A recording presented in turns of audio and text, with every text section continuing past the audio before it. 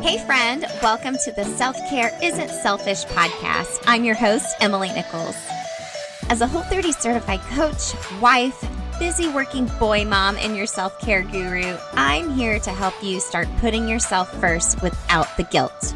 Each week you'll hear motivating and practical tips on how you can create a habit of self-care through interviews with my amazing guests or quick solo episodes with me. After each episode, you'll walk away with an action plan and feel empowered to implement what you have learned into your life. So grab a cup of coffee, glass of wine, or your favorite sparkling water, and let's do this.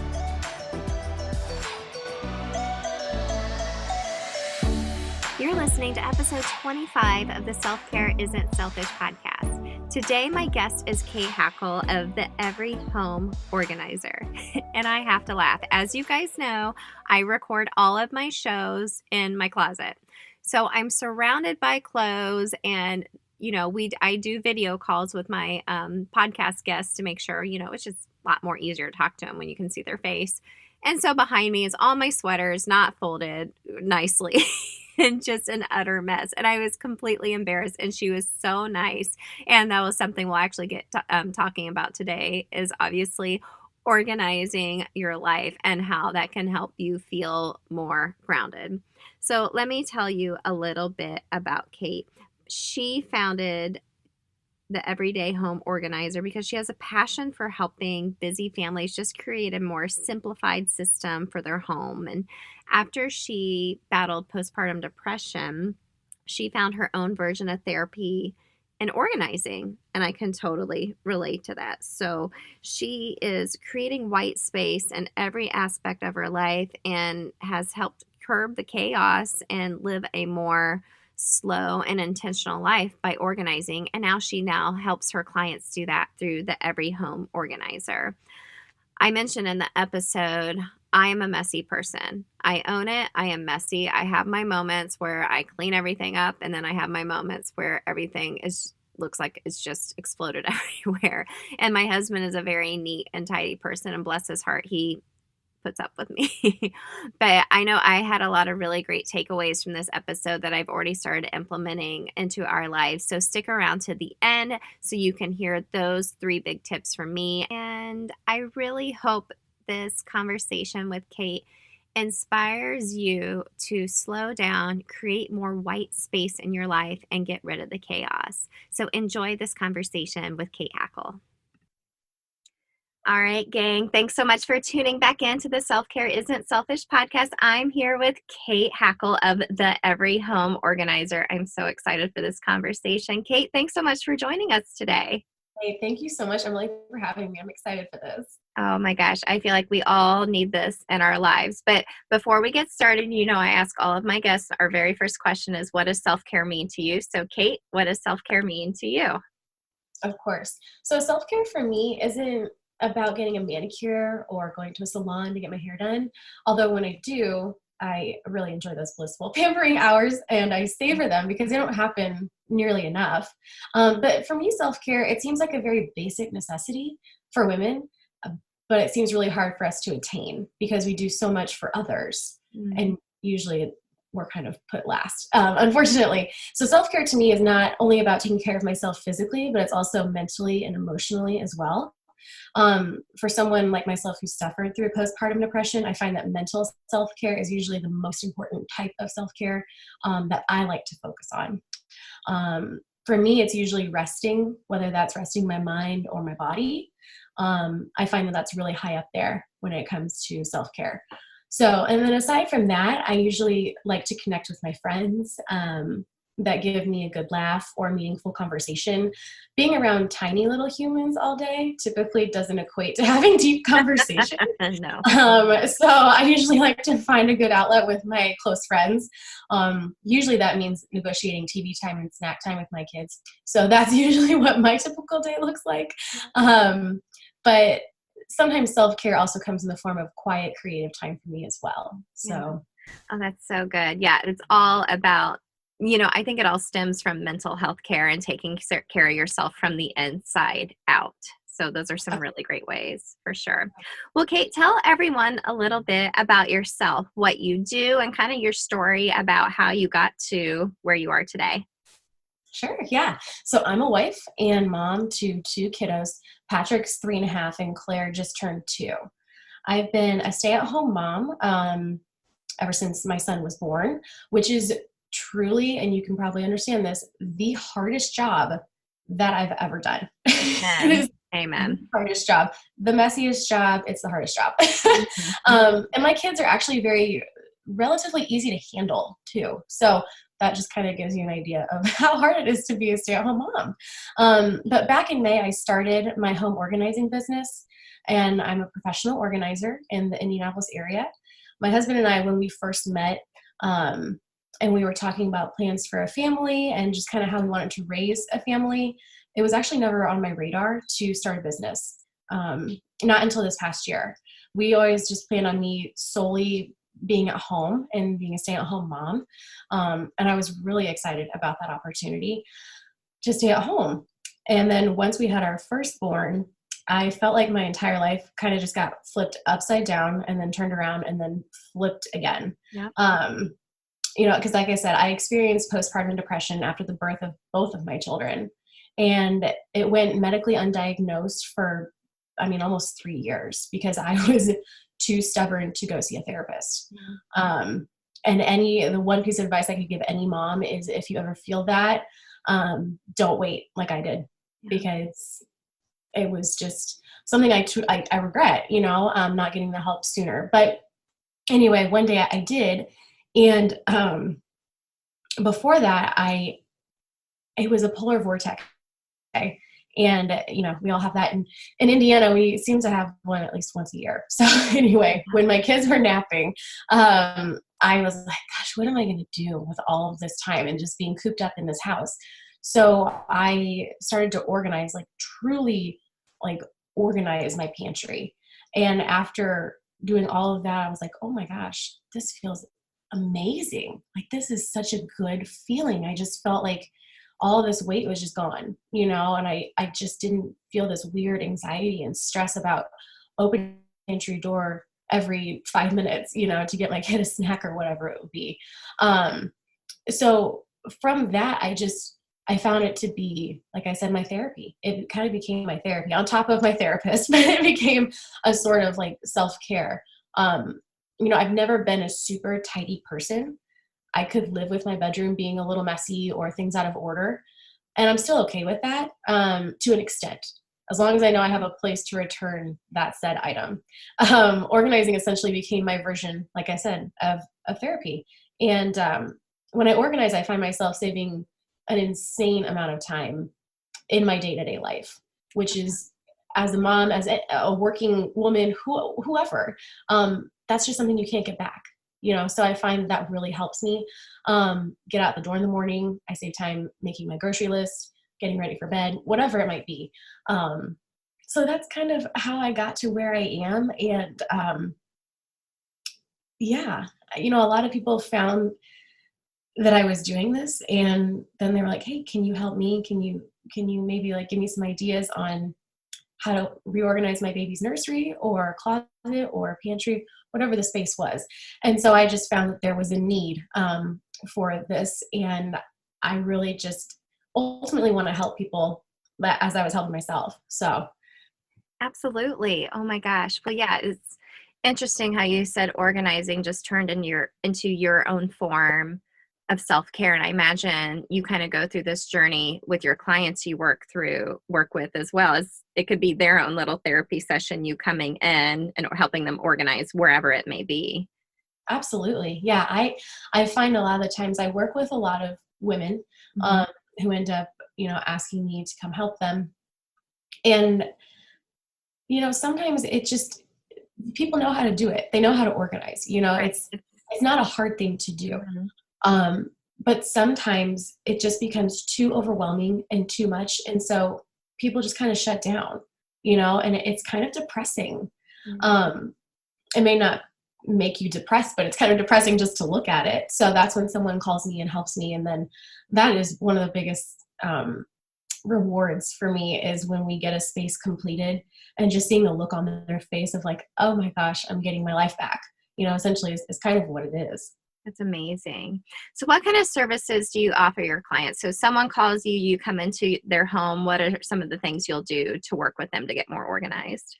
Yeah. So what I typically do first is I do an in-home consultation.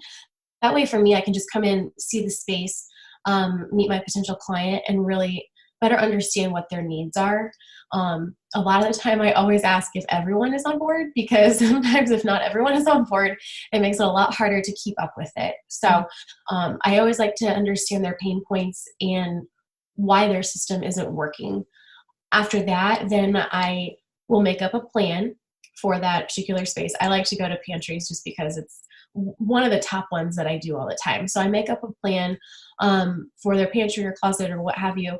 And I also offer shopping services. So I will go to the Container Store or to Target or wherever they would like within their budget, and then shop for those products. If I can, I do my best to repurpose what they already have. I don't want to have to spend a ton of money on something that they already have in their home. That's kind of pointless. So I will go do the shopping for them, and then I'll come back and I'll implement it. So a lot of the times they want to work with me so that they can better understand how to do it without me if I'm not there, which I love, because part of this is education and teaching them how to keep up with their systems. So I'll come in and do the home organizing, and then I also do one donation drop-off and then one consignment drop-off as well per session, which I have found to be very helpful, because sometimes people, like myself too, will just keep it in the back of their car for I don't know how long. I have like 9 trash bags of clothes in my garage right now. It happens. It happens all the time. So I always make it a point, when I'm done with that particular client, I go straight to wherever it is they want me to go. Otherwise, I'll go pick up my kids and I'll do whatever. I'm like, oh, I need to drop that off. Why do we do that? I wonder if it's just a feeling of letting go. You're just not ready to let go of those things. Or... Absolutely. And that's one reason why I offer it, is because I know if I say, okay, we have all of these bags here, and you're going to take it to XYZ place, they're going to probably leave it in their garage. It just happens. It just happens. So I just like to take that burden off of them. And truly, I mean, that's just one extra errand you don't have to run. Like, it's not a fun errand to do. So I'll just do it for you. Like you said, you're gifting them back time, which is so valuable. Absolutely. Yeah. You can't get that back. No. Do you feel like a lot of clients, when you come in, do you feel like they apologize? Like, oh, I'm so sorry, I know this is so messy, or they come from a feeling of shame or embarrassment when you come into like a closet or pantry? Yeah, absolutely. I get it all the time, where someone will say, oh, this is probably like the worst you've ever seen. And I'm like, it really isn't, I promise. And a lot of the time too, I'll be like, hey, can I show you something? And I'll do my own before and afters, and I'll show them, like, listen, you're not the only one. Like, I can be that way too. I'm very good at what I do, but sometimes I can't do it for myself. So as much as I would love to just do that all day, every day in my own home, again, I have 2 little toddlers, so it doesn't quite work out for me. Yeah. But I get the apologies. I get that I'm really embarrassed to show this to you. All of the things, and it's a completely non-judgmental zone. It's judgment free. So I understand, like, where they're coming from.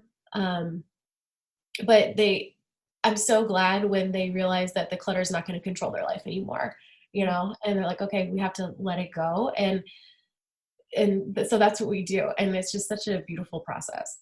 Well, I think there's such a connection between the clutter in where you live, and then that reflects clutter in your mind as well. Like, if you have a workspace that is just a complete utter mess, like mine is right now, my office downstairs, because it's Christmas time and Amazon is here like every day, and I have things in boxes and Target bags, and I just kind of shut the door and walk away. And I think sometimes you need to let good enough be good enough, but I think there's times where you have to clear out that clutter to clear out your mind as well. How's that saying go? Oh yeah, all things are possible with coffee and mascara. Well, that's certainly true for me, and I love to have my coffee every morning after my workout, and I don't really leave the house without mascara. So, my fellow blondies, I know you feel me on this. But gang, check it out. Having my coffee every morning is part of my self-care routine, and I always take my coffee blended with Nutpods and coconut oil. So Nutpods is a dairy-free creamer. It's made from a blend of almond butter and coconut cream. I love the French vanilla flavor. It's my favorite. It's super yummy, super smooth, but even better, it's Whole30 approved. So gang, head on over to nutpods.com and use the code EmilyNichols22 to get 15% off your first order of Nutpods. That's EmilyNichols22, EmilyNichols22. And let me know once you receive your Nutpods what your favorite flavor is and how you take your coffee. So remember, just head on over to nutpods.com. Absolutely. Yeah, that's one of the things I say all the time is clear your clutter, clear your mind. And to me, more mess means more stress. Yeah. So that's usually what it comes down to. Clutter definitely has a negative effect on your mental and physical health. It can absolutely leave you feeling anxious, stressed, or even depressed. So, I realize that some studies have shown that the cortisol, the stress hormone level, are actually higher in people who have cluttered homes. Interesting. And I wholeheartedly believe that due to experiencing it firsthand. Mm-hmm.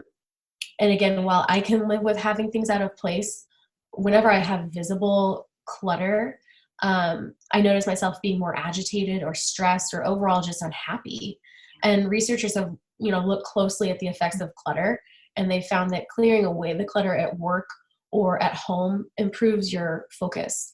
It increases your productivity, and it has made it easier for the brain to process information. And when there's a pile of mail stacked on your countertop or your closet's bursting, it can just drain your brain, making it harder for you to focus, and ultimately keeps you from being productive.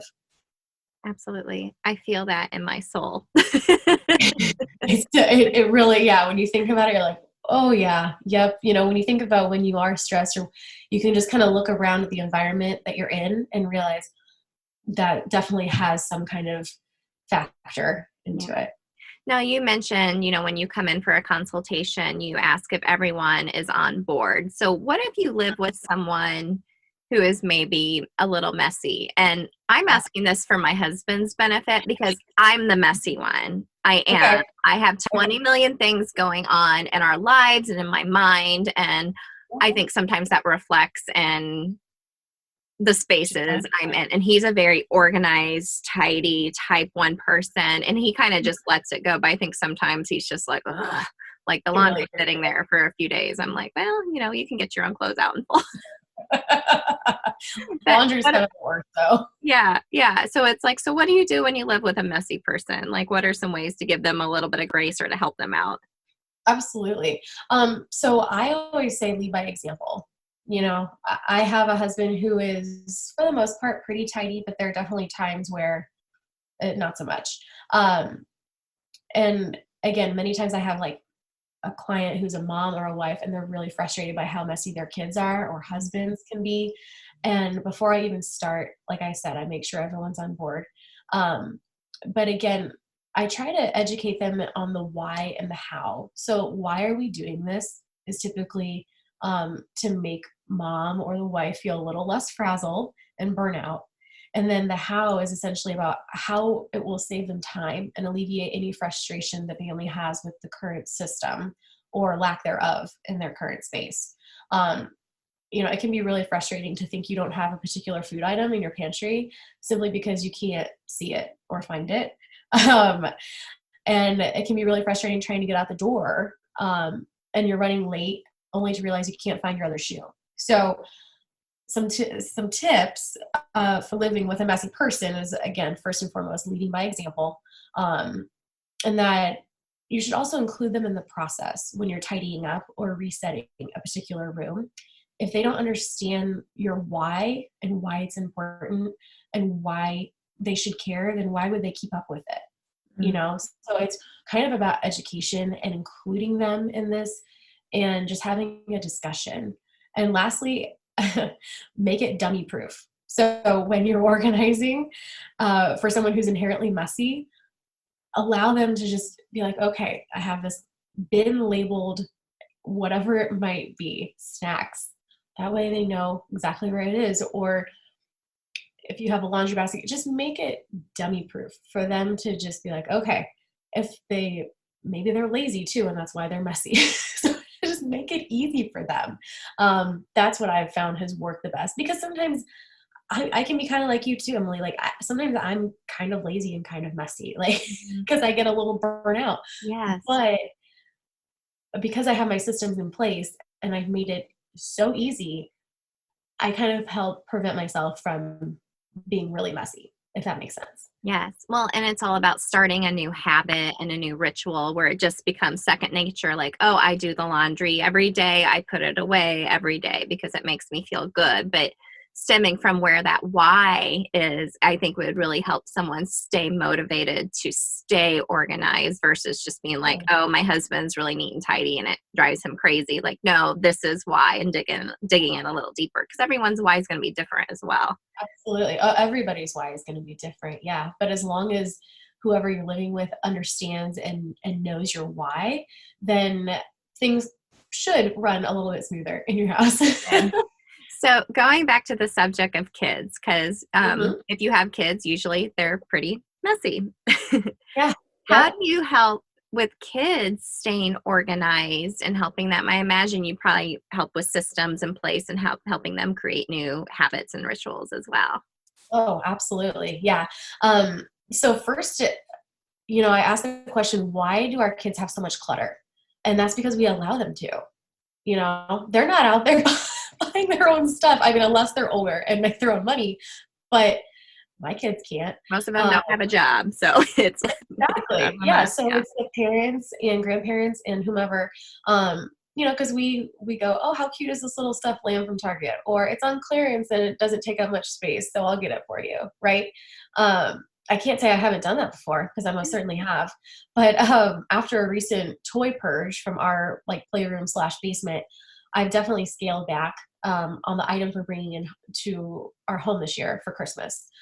So if your kids are at an age where they can understand what it means to donate or give back to those kids who may not have as much, I highly recommend and encourage going through their toys together and doing it gradually. Because again, organizing and purging can be really overwhelming for us as adults. So if you can imagine how it can be overwhelming for little kids to go through every item and make a decision, that's just a lot to ask for somebody, especially when they're that little. So I like to say to do it gradually, maybe do a couple of it every day, but if it's broken, if the toy's broken and can't be fixed, and in your heart you won't get around to getting it fixed. Everyone always says, well, I can get it fixed. My husband can fix. If it hasn't been fixed in, I don't know, a couple months, it's not going to. So No. toss it. Truly, I'm kind of ruthless when it comes to kids stuff, because there's so much of it. And a lot of the times there tends to be repeats or a lot of the same type of toy. My son loves like little action figures, and I have found like 3 Buzz Lightyears and like 2 Woodies. And you know what I mean? I'm just like, you don't need all of these. You can have one of each.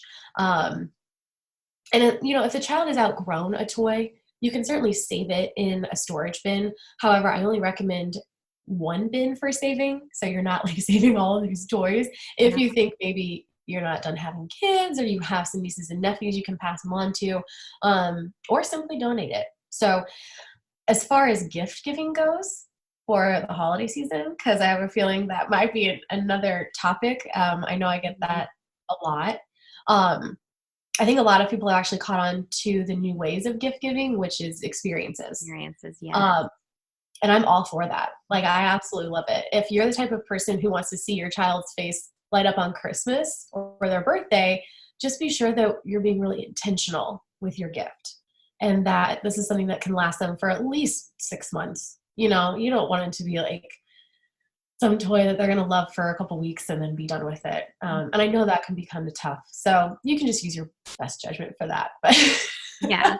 Yeah. I know with our boys, we decided a couple years ago, my oldest is 11. We started saying for birthday parties, well, it was actually probably since he was in second grade, whenever we had friend parties, we said, okay, no gifts, but they can bring a donation for the Ronald McDonald House because we spent some time there when he was a baby. And for my youngest, for his birthday this past November, we said, everyone, please no gifts. You can bring a donation for the Humane Society because he loves animals. So we catered it towards him. And, the little one, he was like, what the heck? No gifts? I mean, right. Wait a minute, Mom. But I'm like, we're very blessed to be able to have the things we have. And it felt so good to be able to donate those and drop them off and have him experience that as well. And like you said, any gifts they do get for Christmas, we want to have intention behind it. It's just not some random gift. We're in 6 months, you're going to be like, oh my gosh, it's just sitting on the floor in my living room all the time and driving all of us crazy. Absolutely. Oh, I know. And my son right now, he will tell you the 3 things he wants for Christmas, and he's going to get them because he's asked time and time again. And I know he will just gravitate and play with them because that's just kind of like the kid that he is. So we typically do like one big gift and then about 2 or 3 smaller ones. Yeah. So it's just, another thing is I like to communicate that with our entire family. Yes. Because that typically is kind of where things go a little crazy. They want to do that, and it's sweet and I love it, but then we're left with all of it, and I don't want them to waste their money when the toy is going to be gone in 3 to 6 months. Exactly Such great tips. So Kate, if I was to ask you the 3 biggest organization tips, I know it probably really depends on the circumstance and what room you're in or closet for that matter, but what are your 3 biggest organization tips that people could take with them today from this episode? Absolutely. This is really for any space. Start small. If you're doing it yourself, start small because it can be, like I said, it can be very overwhelming. Literally start with 1 drawer, and then let it sit for a little bit and then come back to your next drawer in a couple days, in a week, whenever you feel up to tackling that. So that's probably my number 1 piece of advice. The next one is an important one, is take every single thing out of the space you are planning to organize. Take every single piece out. It's as if you are starting with a clean blank slate and you're moving into that space for the very first time. So take it all out and start fresh. Because if you only do half of it, you're just kind of rearranging things. When you take it all out, that's when you can better purge and then put back in what actually needs to go back in there. Yes. And then the last thing, which a lot of people don't think about, and this is when it becomes frustrating to organize, is you need to block out an ample amount of time to organize whatever space you're in. If you have questions about how much time it takes, you can always email me and ask me because I have a pretty good general idea of how much it takes per space. But for any space, I would allow at least a minimum of 2 hours. That way you have time to purge everything and then kind of plan out how you want it to look and then implement it. If you want to do it right, that's what I recommend. Yeah. So definitely plan out your time, take everything out, and start small. That's such great advice. When I cleaned up my closet with those big grocery bags that I have out, or the big trash bags I have in my garage still that I got to donate. Yep. I did that. I took everything out of my closet, had a huge pile of clothes on the floor, and I slowly, and I was just like, oh my gosh, why do I have all of these things? Then I slowly put everything back in. And it was probably the best closet clean out I've ever had because I feel like I'm always cleaning out my closet because I'm better now, but I used to shop just way too much, just stupid stuff. It's like, oh, it's cute. Like you were saying, cute shirt. Okay. It's on clearance. I'll get it. I'll get this. I'll get that. And then your closet's bursting and you only wear the same thing. Like, the same three outfits, really. Absolutely. Yes. But yeah, but it took me a couple of days to do it because I made such a big mess while I was trying to declutter, and I didn't give myself ample time. And it probably took me 3 days, I think, to fully organize, purge, and get things back. And it felt so good when it was done, but it takes a long time depending It on does. where you're starting. It's very time consuming. And whether you have kids or not, like life happens and you can't just sit there and organize all day unless you have it really well blocked off, and you have everything set up. Mhm. But I definitely did my entire closet in a whole weekend because I had to stop and go with my Yeah. kids. So Yeah. I completely understand Yeah. understand that. Yeah. Yeah, so definitely timing is very important when it Yeah. comes to organizing. And starting small, because I can, like you said, it can seem really overwhelming, and then you just don't do it at all because it's too Absolutely. overwhelming. Yeah, I say start with your junk drawer because that's always like the best, most instant gratifying drawer Yeah. to organize. Yeah.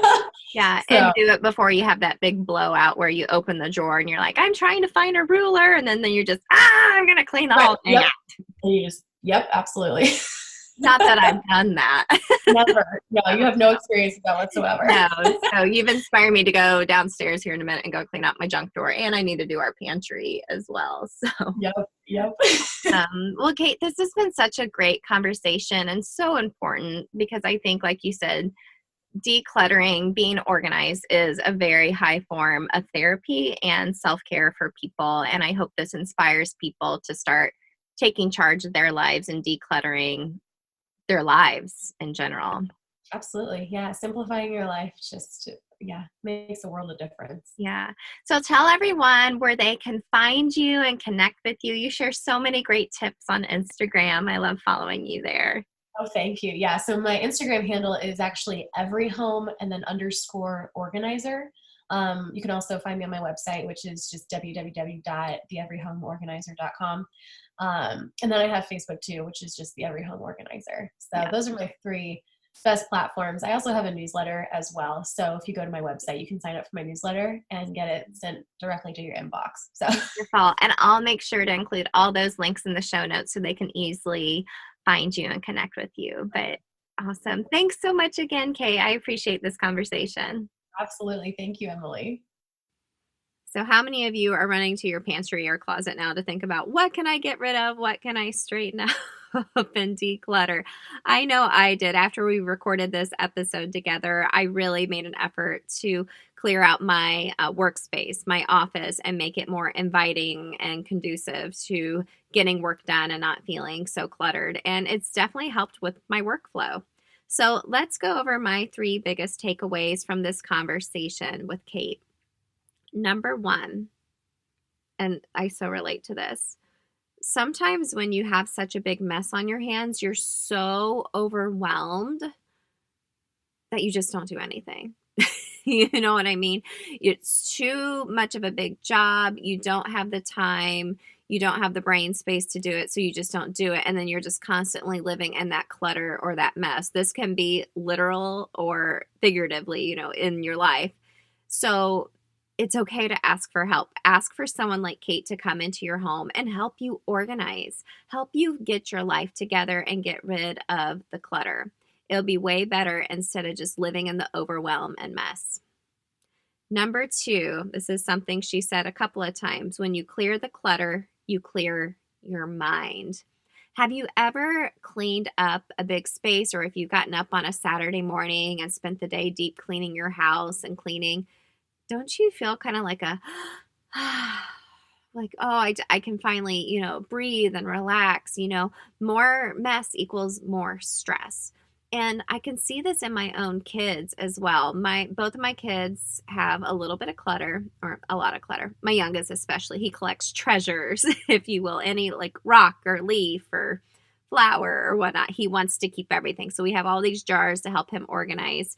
And I know he always says when I help him organize his room, he'll say, Mom, it feels so much better to have a clean space. My oldest will say that as well, but he's a little bit more proactive and does it on his own now. So, you can utilize this with other family members of your life, but clear the clutter, clear your mind. More mess equals more stress, so just get rid of it. And lastly, expressing your why.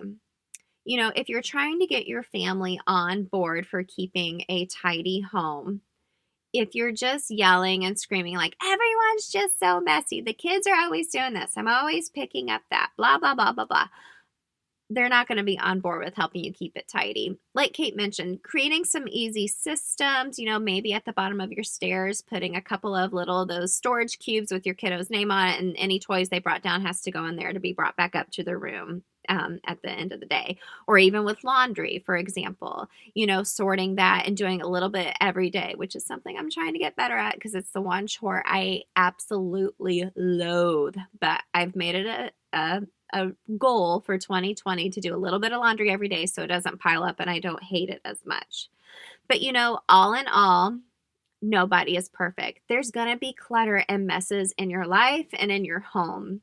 So I understand sometimes things are tough or hard and you just have to give yourself some grace and give yourself some time to figure out how to get out of that mess. And like I already mentioned, it could be asking for help or it could be just scheduling some time to be proactive and doing it yourself. So I hope you enjoyed today's episode. Make sure to head over to the show notes so you can connect with Kate. She works with her clients here in the greater Indianapolis area. I'm thinking of having her come to my closet as I'm sitting here recording this because it's definitely way better, but I feel like it's still a little messy and I could have a little less clutter in here. But make sure to connect with her on Instagram and her webpage, which I'll include in the show notes, and head on over to Instagram at Emily Nichols22 or at Selfcare Isn't Selfish Podcast. Take a screenshot and tag Kate and myself. Let us know your biggest takeaways or show us how you are removing the clutter and the mess and the stress from your life. If you love this episode, please leave a rating and review over on iTunes. I would so greatly appreciate it. It makes it so much easier for your fellow friends to find the podcast. So thanks again, Kate. Such a great conversation. And gang, I'll see you next week. Until then, remember, self-care isn't selfish. Bye.